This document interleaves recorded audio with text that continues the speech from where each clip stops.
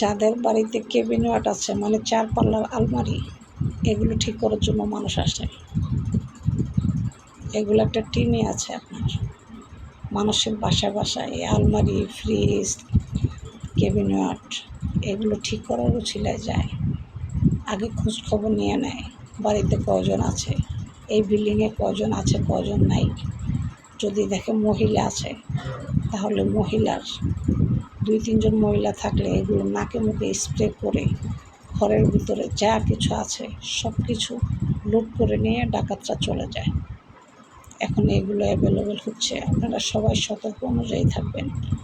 এইসব ঘটনা বারবার খবরে দেখাচ্ছে, জায়গায় জায়গায় এইসব ঘটনা ঘটতেছে।